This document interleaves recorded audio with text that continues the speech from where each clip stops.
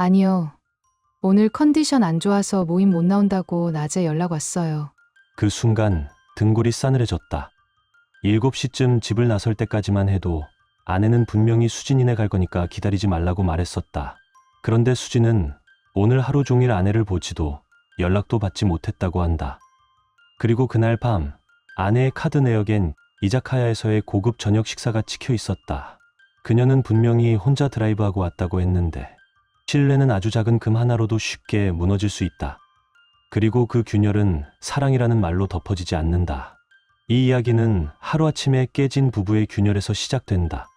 겉으론 평범한 일상이었고 서로를 배려하던 관계였다. 하지만 어느 날 문득 그 모든 평온함이 거짓된 평형이었다는 사실이 드러난다.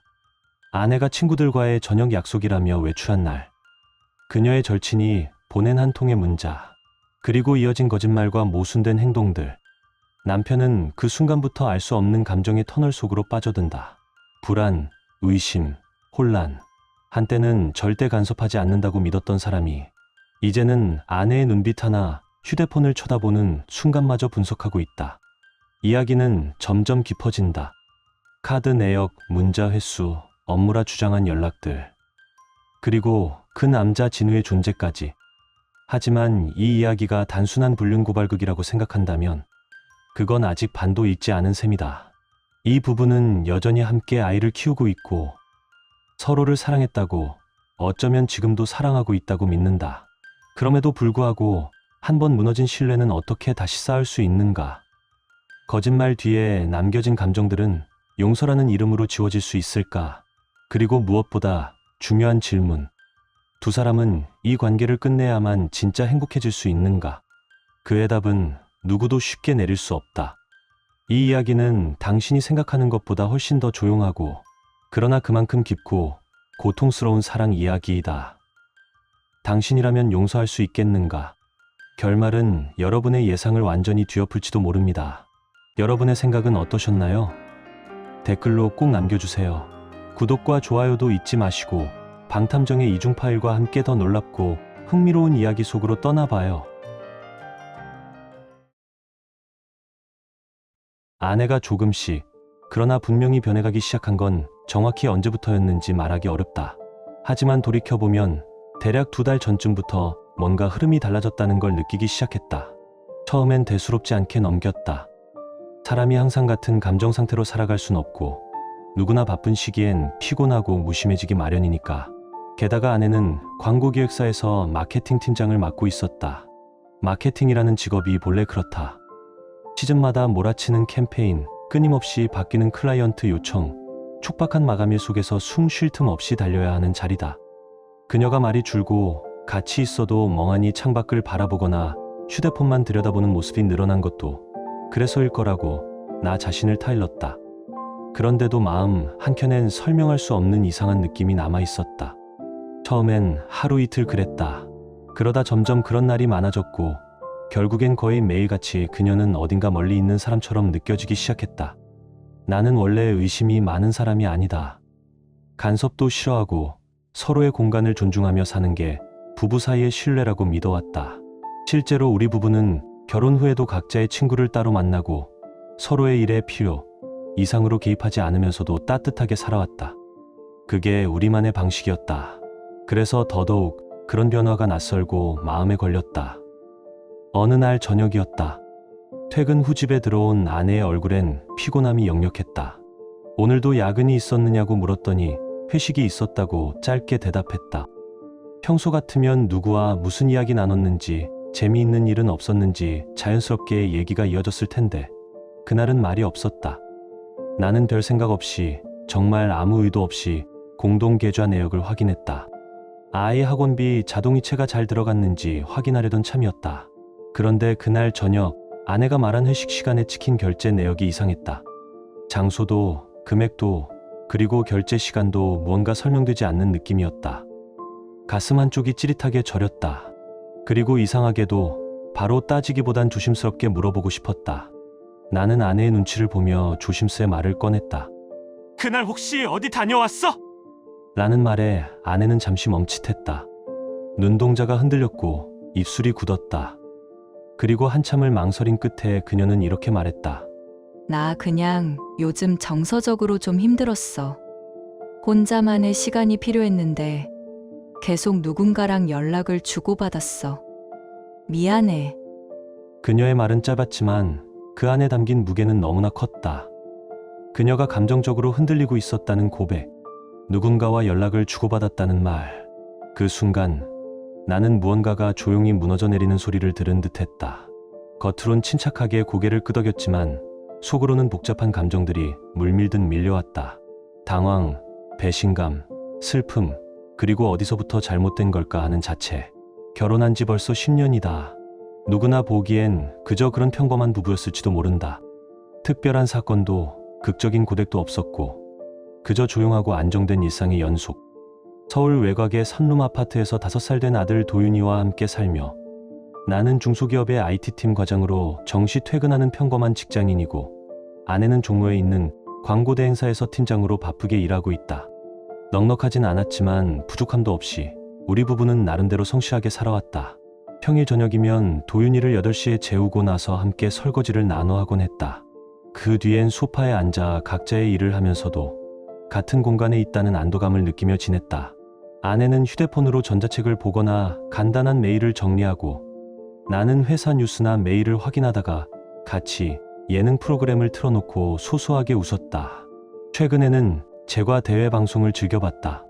서로 어떤 디저트가 더 맛있어 보이는지 이야기 나누며 웃고 그런 작은 시간들이 참 좋았다. 그런 평범한 일상에 익숙했고 더 바랄 것도 없다고 생각했기에 아내의 고백은 내 마음에 큰 균열을 남겼다. 나는 정말 간섭하지 않는 사람이었다. 서로의 시간을 존중했고 그걸 통해 우리 사이에 신뢰가 쌓였다고 믿었다. 친구도 따로 있고 취미도 따로 있는 삶이었지만 함께 있을 때만큼은 서로에게 충실하다고 생각했다. 그런데 지금 그 믿음이 조금씩 흔들리기 시작했다. 분명 어떤 사건이 일어난 건 아니었다.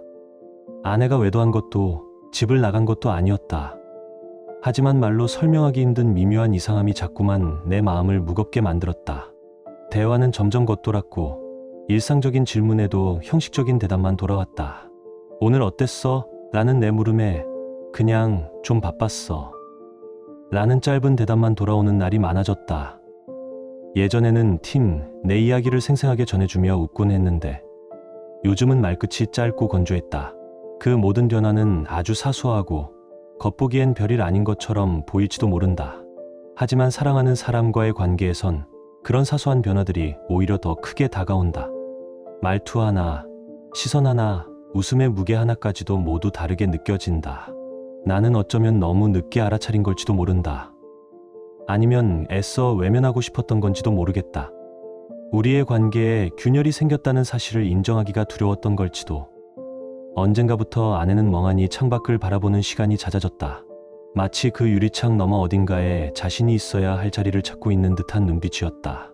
입가엔 미소도 한숨도 없었고 그저 말없는 고요함만이 흐르고 있었다. 처음엔 일시적인 피로련이 생각했다. 누구나 그럴 때가 있으니까.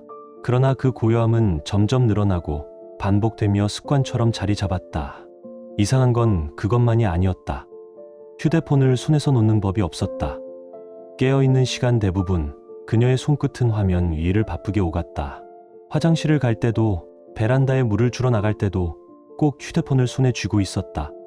자연스러운 일처럼 보였지만 나에겐 어딘가 불편한 기분을 주는 장면이었다.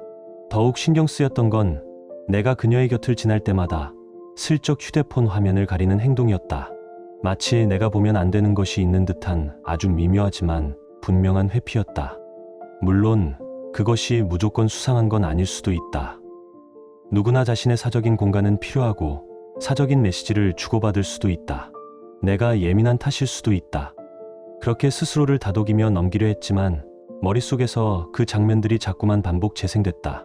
그리고 예전과는 확실히 달라졌다는 점만은 부인할 수 없었다. 최근 들어 퇴근 후 외출이 잦아졌다. 예전엔 퇴근하면 곧장 집으로 와 도윤이와 시간을 보내고 저녁을 먹으며 하루를 정리하던 사람이었다.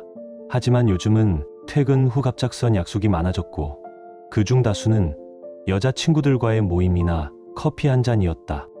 물론 마케팅 직군 특성상 클라이언트와의 미팅이나 외부 네트워크 모임이 있을 수 있다는 건 안다. 하지만 그렇게 자주 그리고 그렇게 갑작스럽게 잡히는 약속이 반복된다는 건 의심을 피할 수 없는 부분이었다. 몇 번은 귀가 시간도 예정보다 훨씬 늦어졌고 연락이 닿지 않는 시간대도 있었다. 처음엔 무슨 일이 있나 싶어 걱정이 앞섰고 나중엔 무엇을 숨기고 있는 걸까 하는 생각까지 이어졌다. 외출할 때의 그녀는 이전과는 조금 달라 보였다. 향수를 살짝 뿌리고 나가거나 이전보다 화장을 정성스럽게 하는 날이 많아졌다. 평소엔 꾸밈없는 얼굴로 외출하던 사람이 그날따라 정갈하게 꾸미고 나가는 걸 보며 나는 웃으며 말했다. 오늘따라 되게 차려입었네? 그녀는 가볍게 웃으며 대답했다. 그냥 기분 전환 좀 하려고. 그 대답은 너무 평범해서 더 의심스러웠다. 하지만 그때까지만 해도 나는 모든 걸 하나의 우연이나 기분 전환으로 받아들이려 했다. 사람은 누구나 일상에 변화를 주고 싶을 때가 있으니까. 꾸미고 싶을 때도 있고 혼자만의 시간이 필요한 날도 있다. 그리고 그 모든 것이 꼭 누군가를 위한 것이 아닐 수도 있다. 하지만 이상한 직감은 자꾸만 고개를 들었다. 설명할 수는 없지만 뭔가 어긋나고 있다는 느낌. 처음으로 내 마음속에 혹시 라는 생각이 스며들기 시작했다. 내가 이런 생각을 하고 있다는 사실 자체가 놀라웠다. 우리 사이에 이심이라는 단어가 들어올 줄은 몰랐다. 그건 언제나 우리와는 거리가 먼 말이었다. 크게 싸운 기억도 없다. 물론 작년에 내가 야근을 반복하던 시기에 사소한 말다툼이 몇 번 있었고 아내가 수도요금 내는 걸 잊었을 때 내가 무뚝뚝하게 말했던 일이 있긴 하다. 하지만 그런 건 어느 부부에게나 있는 일상적인 갈등이었다. 그걸 신뢰의 금이라 말하긴 어려웠다. 우리는 늘 서로를 이해하려 했었고 지친 삶 속에서도 함께 버티는 동반자였다. 하지만 이번엔 달랐다. 마음 한켠이 서서히 그러나 분명히 멀어지는 느낌이었다.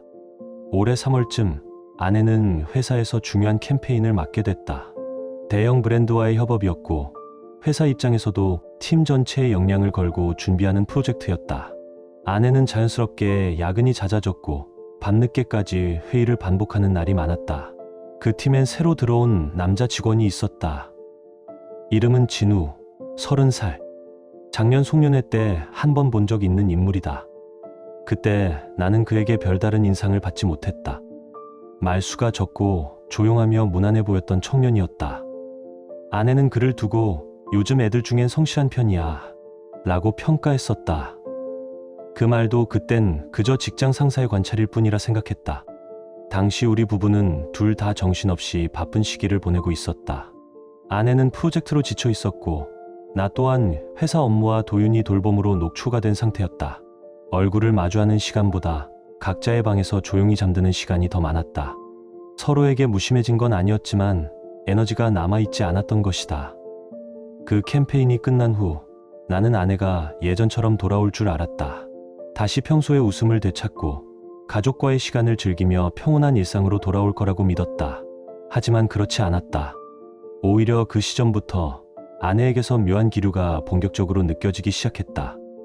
눈빛은 자주 멍했고 말수는 여전히 줄어들었으며 무언가 말하고 싶으면서도 말하지 못하는 듯한 어색한 공기가 감돌았다. 딱히 뭐 하나가 확연히 튀는 건 아니었지만 자잘한 낌새들이 모여 하나의 흐름을 만들어갔다. 그건 마치 작은 균열이 점점 벌어지며 이전엔 당연했던 모든 것들이 낯설게 느껴지는 감각이었다. 그러던 어느 날 생각지도 못한 사람에게서 문자가 왔다. 아내의 가장 친한 친구 수진이었다. 평소에도 연락은 종종 주고받았지만 그날처럼 문득 날 찾아온 건 처음이었다. 문자 내용은 짧았다. 요즘 지연 언니 무슨 일 있어요? 그 말 한 줄에 나는 순간 마음이 철렁 내려앉았다. 평소답지 않은 질문이었다. 나는 되묻지 않을 수 없었다. 왜요? 수지는 곧바로 답했다. 요즘 연락이 잘 안 돼요. 약속도 자주 취소하고 뭔가 이상해서요. 그 말에 숨이 잠시 막히는 듯했다. 수지는 직접적으로는 말하지 않았지만 분명히 무언가 이상함을 감지한 것이었다. 단순한 일정상의 문제라면 친구 사이에서 그리까지 신경 쓰진 않았을 텐데 그녀 역시 느꼈던 것이다. 지연의 변화, 그리고 그 안에 뭔가 설명되지 않는 낯선 거리감. 그 순간 나도 인정하지 않을 수 없었다. 그래, 나 역시 느끼고 있었다. 하지만 지금껏 애써 외면해온 것이다. 그녀들의 만남까지 일일이 신경 쓸 여유도 없었고 아내가 어디에 가는지 묻지 않아도 된다는 묵시적인 신뢰가 우리 사이엔 있었으니까. 하지만 이제는 그 신뢰마저 조용히 흔들리고 있었다. 그렇다고 단정 지을 수는 없었다. 그저 지친 걸 수도, 우연한 상황이 겹친 것일 수도 있었다. 하지만 수진마저 이상하다고 느꼈다면 그건 단순한 내 예민함만은 아닐 것이다. 내 안에서 꺼지지 않는 불안이 작게 타오르기 시작했다. 그리고 결정적인 일이 벌어진 건 바로 그 주 금요일이었다. 그날 저녁, 아내는 평소처럼 수진을 포함한 여자친구들과의 저녁 약속이 있다고 했다. 언제나 그랬듯 영화 한 편 보거나 근처 카페에서 조용히 차 한잔하며 이런저런 얘기를 나누는 모임일 거라 생각했다. 간혹 누군가의 집에서 와인 한 잔 곁들이며 웃음꽃 피우는 날도 있었고 그런 시간들을 나는 이해하고 존중해왔다. 나 역시 도윤이를 돌보며 평온한 저녁을 보냈다. 아이에게 저녁을 먹이고 책을 읽어준 후 재운 뒤 조용히 거실에 앉아 TV를 틀어두고 아무 생각 없이 시간을 흘려보내고 있었다. 그러다 밤 9시가 넘은 시각, 다시 수진에게서 문자가 왔다. 언니 몸 괜찮아? 순간 나는 고개를 갸웃했다. 지금 지연이랑 같이 있는 거 아니야? 그 의문이 들어 나는 답장을 보냈다. 지금 언니랑 같이 있는 거 아니에요? 곧바로 수진에게서 놀란 듯한 답장이 도착했다. 아니요. 오늘 몸이 좀 안 좋아서 모임 안 간다고 낮에 연락했어요. 그 말을 보는 순간 온몸에 소름이 돋았다. 손에 들고 있던 휴대폰을 놓칠 뻔했다. 아내는 분명 7시쯤 집을 나서며 말했었다. 오늘은 수진이네 갈 거니까 나 기다리지 말고 먼저 자. 나는 급히 휴대폰을 들고 아내와 나눈 메시지를 다시 확인했다.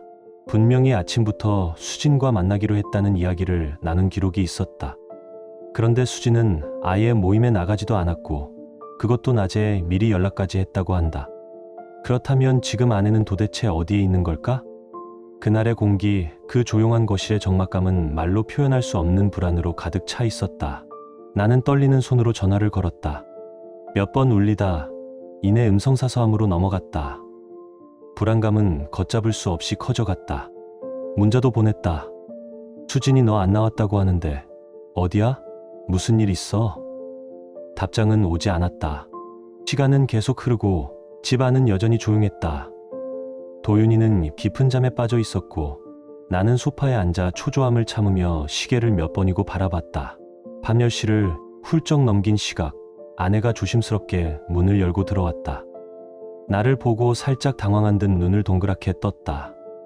그녀는 분명 내가 자고 있을 거라 생각했을 것이다. 하지만 나는 깨어 있었고 기다리고 있었다. 나는 차분하게 그러나 단호하게 물었다. 수진이가 아파서 모임에 못 나갔다고 하던데. 근데 넌 수진이네 간다고 했잖아. 그녀는 잠시 입술을 꾹 다물었다.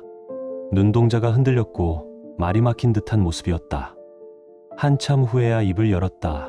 사실은 그냥 좀 답답해서 혼자 드라이브하고 왔어. 괜히 말하면 당신이 걱정할까봐. 그리고 고개를 숙이며 덧붙였다. 머리 좀 식히고 싶었을 뿐이야. 미안해. 나는 그 자리에서 더 이상 캐묻지 않았다. 도윤이는 자고 있었고 그 시간에 다그치는 건 의미 없는 감정 소모일 뿐이었다. 그래서 나는 담담히 말했다. 다음부터는 어디 가는지는 말해줘. 모르니까 걱정되잖아. 그녀는 다시 고개를 끄덕이며 조용히 방으로 들어갔다. 피곤하다고 씻고 자겠다고 짧게 말한 뒤였다. 그날 이후 벌써 일주일이 흘렀다. 겉보기엔 다시 평소와 다름없는 일상이 돌아온 듯 보였다. 하지만 나에겐 모든 것이 달라져 있었다. 그날 이후 나는 아내의 행동 하나하나를 다른 눈으로 보기 시작했다. 일상의 사소한 말투, 문자를 확인하는 시선, 집에 들어오는 시간, 향수의 잔향까지도 전부 다른 의미로 다가왔다. 그리고 나는 더 이상 부정할 수 없었다. 내 안에 의심이라는 감정이 자라고 있다는 것을. 아직 직접적으로 혹시 다른 사람이 있는 거야? 라고 묻기엔 뚜렷한 증거는 없었다. 그저 의심일 뿐일 수도 있다. 하지만 더 무서운 건 그 의심이 사실이든 아니든 간에 내가 이제는 그녀를 예전처럼 믿지 못하고 있다는 사실이었다. 그리고 솔직히 말하자면 무언가 더 알게 될까봐 그게 더 두려웠다. 다음날 아침 나는 용기를 내어 조심스럽게 말을 꺼냈다. 요즘 많이 답답했어? 내 질문에 아내는 애써 미소를 지어 보였다. 눈빛은 부드럽지만 어딘가 멍한 기운이 감돌았다. 요즘 그냥 좀 갇힌 느낌이야. 별일은 없어. 미안해. 그녀는 그렇게 짧게 답한 뒤 곧바로 화제를 돌려버렸다. 마치 이 대화가 길어지는 걸 두려워하는 사람처럼. 그 순간 나는 알 수 있었다. 그녀가 무언가를 숨기고 있지는 않더라도 적어도 나와 진심으로 이야기할 마음의 여유는 없다는 것을. 그날 밤 나는 깊은 잠에 들지 못했다. 뒤척이다가 깜빡 잠이 들고 다시 악몽에 놀랐겠다. 아내가 어떤 남자와 나누는 웃음, 내가 없는 식탁에서 벌어지는 대화들, 그리고 그 모든 걸 멀찍이서 바라보고만 있는 나. 아침마다 속이 뒤틀린 채로 하루를 시작했고 밤이 되면 머릿속을 휘젓는 상상들이 나를 괴롭혔다. 차라리 뚜렷한 무언가가 있었다면 마음을 단단히 먹을 수 있었을지도 모른다. 하지만 지금 이 상황은 물처럼 스며드는 불신이었다. 천천히, 조용히, 그러나 확실하게 내 마음을 잠식해갔다. 나는 예전에 우리가 그리웠다. 함께 저녁을 먹고 도윤이 재운 후 소파에 나란히 앉아 아무 말 없이도 편안했던 그 시간들. 말이 없어도 따뜻했던 그 공기. 그러나 이제는 그 공기가 낯설고 차가워졌다. 지금 이 결혼이 어디로 향하고 있는지조차 감이 잡히지 않았다.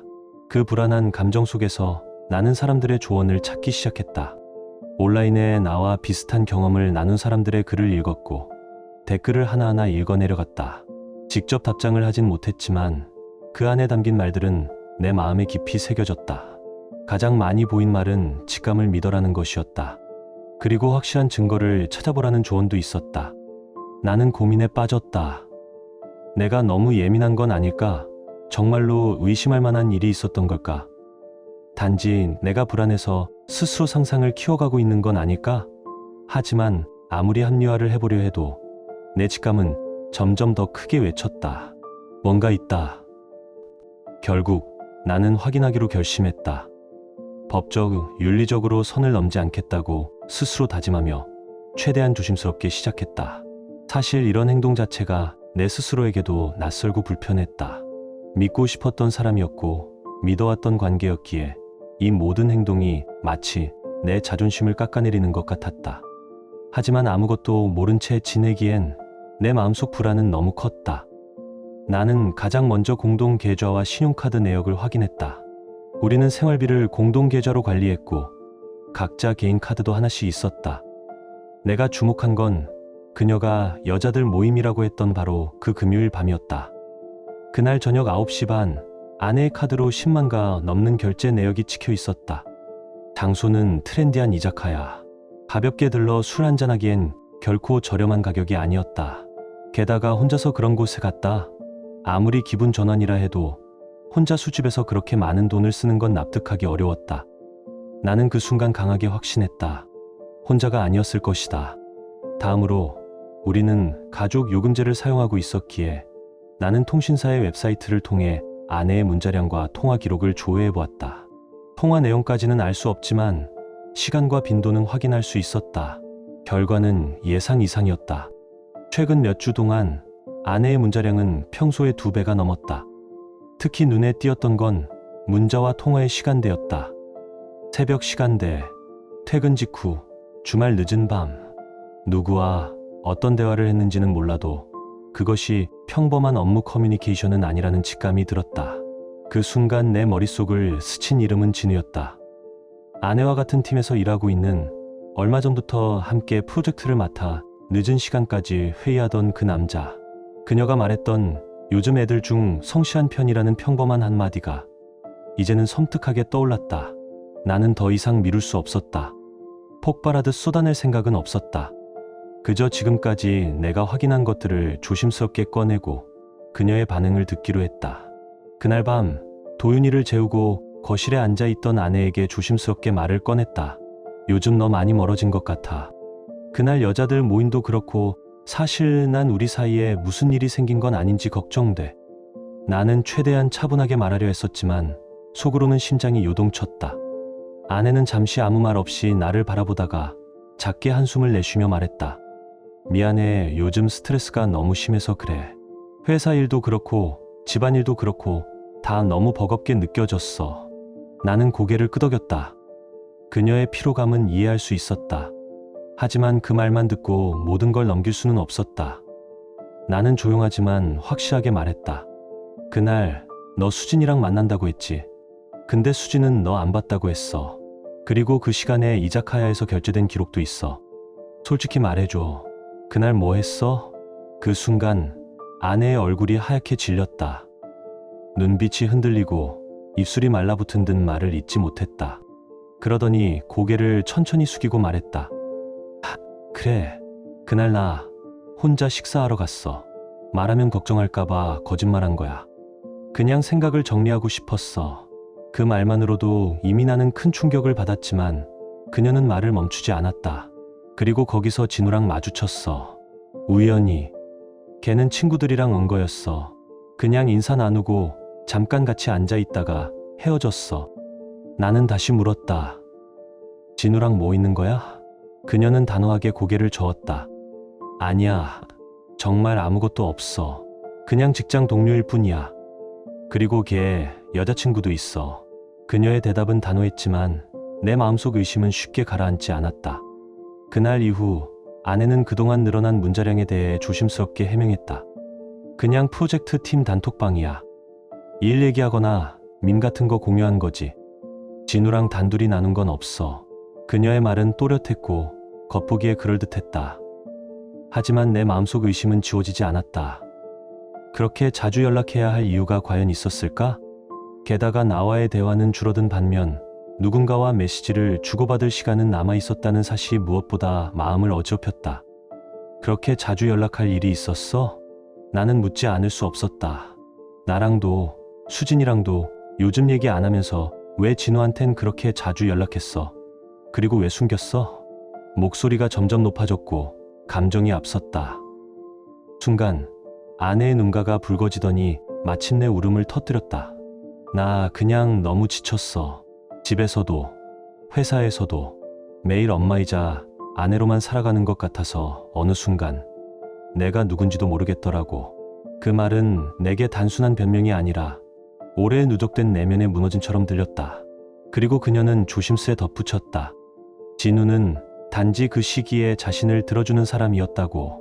누군가가 관심을 보이는 순간 마음이 흔들렸다고. 하지만 정말 아무 일도 없었어. 나 걔 좋아하지도 않고 육체적인 것도 전혀 없었어.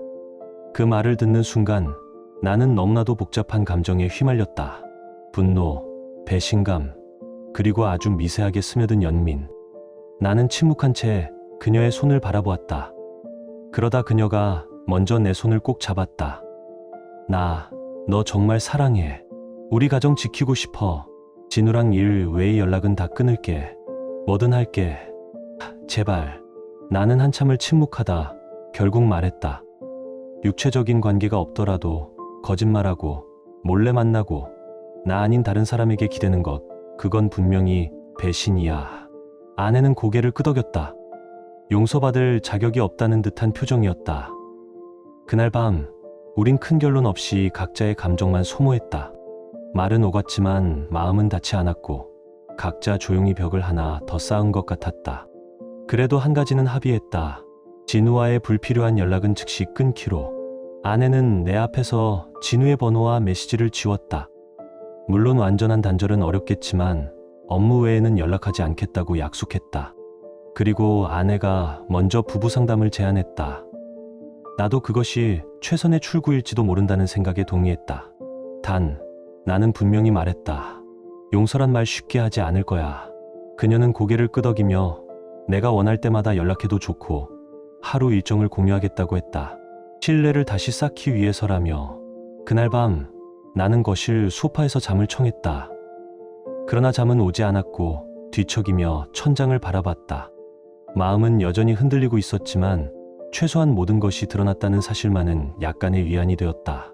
그리고 2주가 지났다. 우리는 첫 번째 부부 상담을 받았다. 아직 회복되었다고는 말할 수 없지만 적어도 한 걸음 나아간 듯한 느낌은 있었다.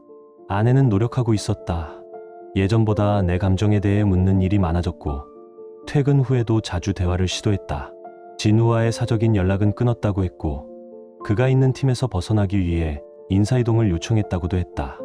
같은 건물에서 근무하는 이상 완전히 안 마주칠 수는 없겠지만 가능한 한 업무 외 교류는 피하겠다고 말했다. 말은 진심처럼 들렸다. 하지만 신뢰라는 건 그렇게 단순한 문제가 아니었다. 어느 날은 아내가 내게 커피를 타주며 다정하게 웃는 걸 보면서 정말 다시 회복할 수 있을지도 모르겠다는 생각이 들었다. 그런데 바로 다음 날 그녀가 무심코 휴대폰을 보고 있는 모습만 봐도 또다시 의심이 고개를 들었다. 이제는 그녀가 메시지를 확인하는 순간조차 내겐 경계의 대상이 되었다.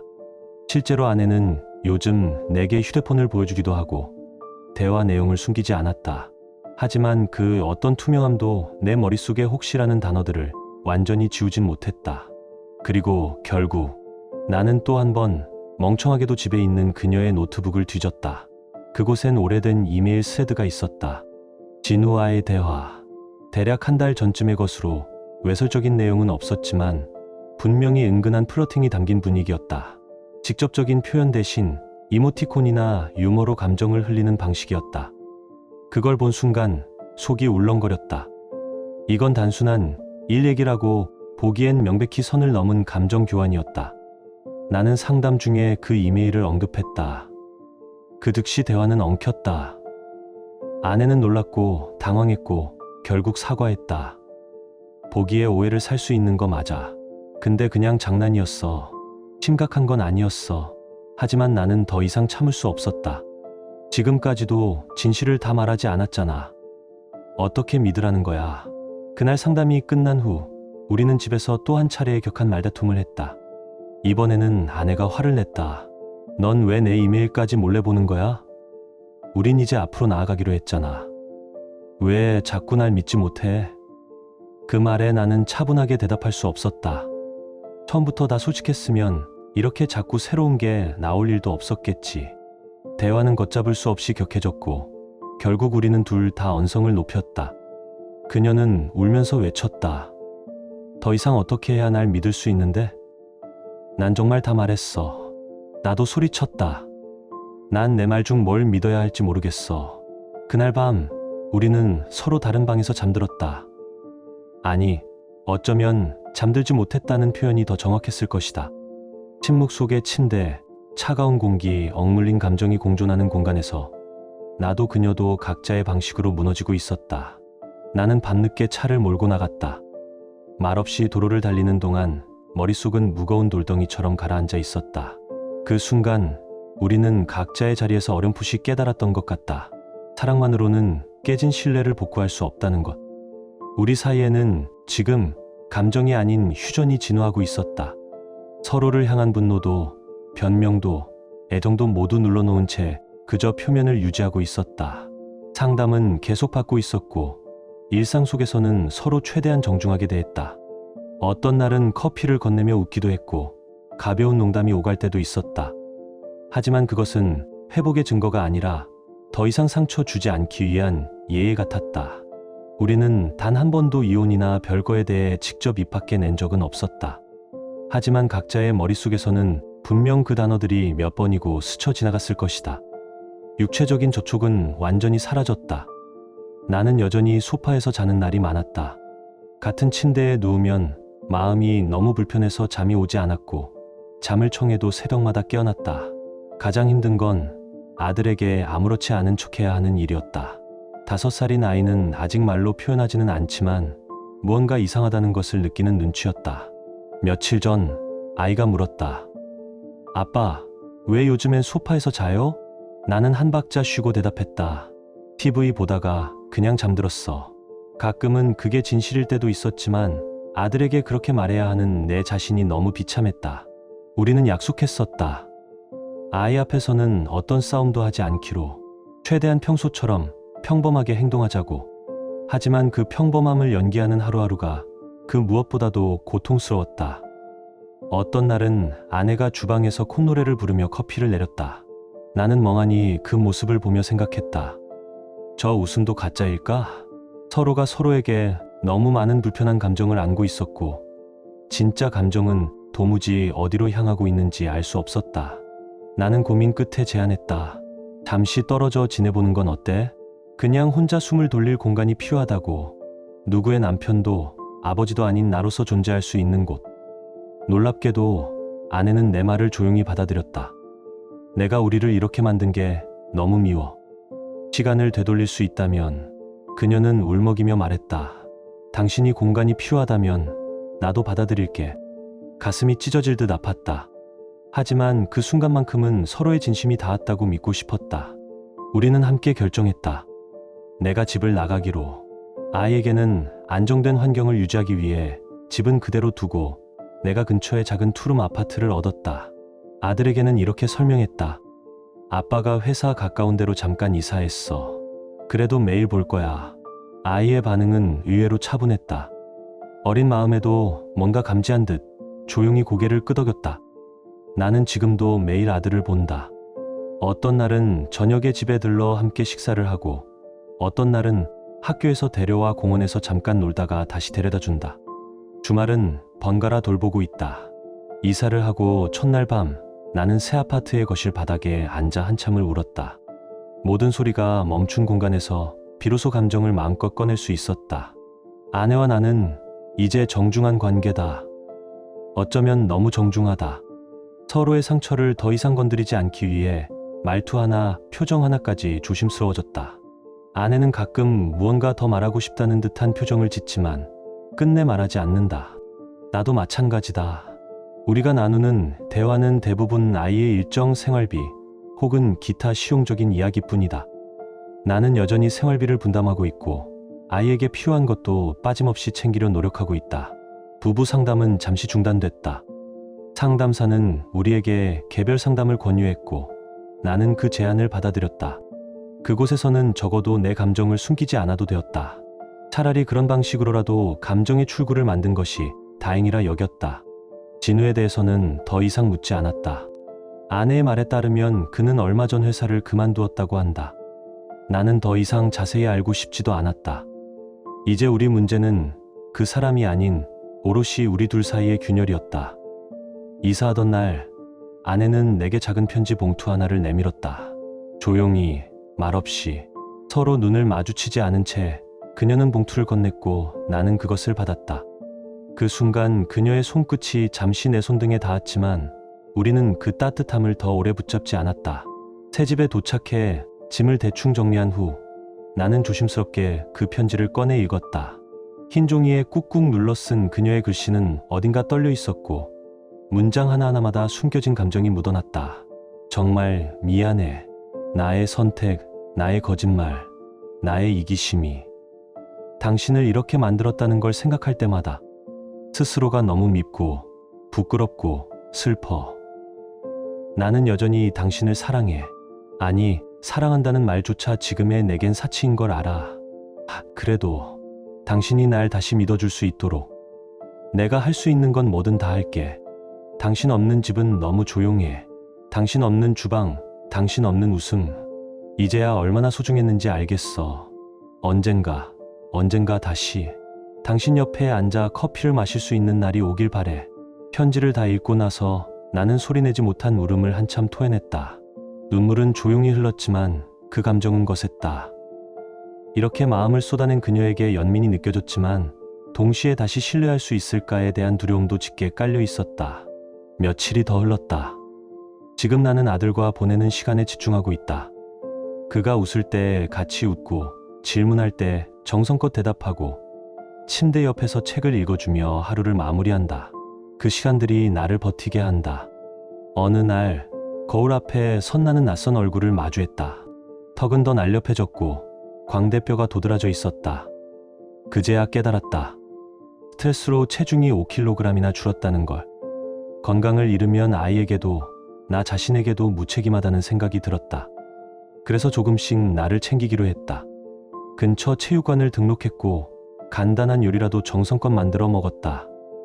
라면 대신 채소를, 맥주 대신 따뜻한 물을 마시며 몸과 마음을 정비해 나가기 시작했다. 아내와의 관계는 아직도 오리무중이다. 어쩌면 시간이 해결해 줄지도 모르겠고 혹은 시간이 흐를수록 되돌릴 수 없을 정도로 멀어질 수도 있다. 내 마음은 지금 이혼 쪽으로 70%, 그래도 조금은 기대하는 마음으로 30% 정도 기울어 있다. 그 비율은 날마다 변한다. 아침엔 희망이 30%, 저녁엔 10%. 어떤 날은 다시 반반이 되었다가 또 어떤 날은 완전히 희망을 지운다. 하지만 아직 이혼 서류를 꺼낸 적은 없다. 그 단어조차 우리 둘 다 입에 올려본 적이 없다. 아마도 정말 끝났다고 확신할 순간이 오기 전까진 우리는 그 단어를 피할 것이다. 우리는 합의했다. 몇 달 후에 다시 이야기해보자고. 지금은 공동 양육도 잘 이루어지고 있고 경제적으로도 큰 문제가 없다. 아들이 평온함을 느끼는 것이 가장 중요하니까 혹시라도 누군가 새로운 사람을 만나게 된다면 이야기는 달라질 수 있다. 하지만 지금 당장은 둘 다 그런 생각이 없다. 아내는 여전히 깊은 죄책감 속에 빠져 있다. 무언가를 하려 해도 조심스럽고 말을 건네려 해도 머뭇거린다. 그녀는 자주 눈치를 본다. 내가 어떤 기분인지 말하지 않아도 읽으려 한다.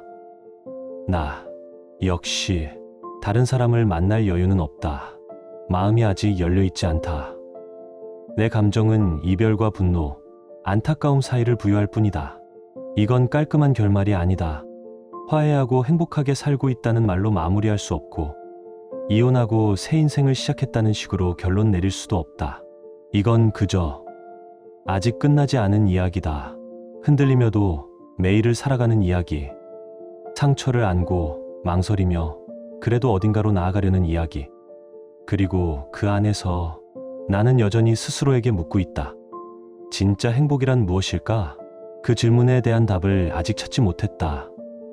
그리고 그 행복의 그림자 속에 내 아내가 여전히 포함되어 있는지에 대해서도 나는 아직 모르겠다. 당신은 이 이야기를 어떻게 느끼셨나요? 댓글로 당신의 생각을 들려주세요. 이 이야기가 여러분께 작은 감동이 되었거나 잠시 멈춰 삶을 돌아보게 하는 계기가 되었다면 혹은 바쁜 일상 속에서 따뜻한 위로가 되어주었다면 그것만으로도 저희는 더할 나위 없이 기쁩니다. 여러분의 좋아요와 댓글 그리고 구독은 이러한 이야기들이 더 많은 사람들에게 닿을 수 있도록 따뜻한 다리 역할이 됩니다. 끝까지 함께 해주셔서 진심으로 감사드립니다. 늘 평안하시고 사랑과 진심이 가득한 하루 되시길 바랍니다.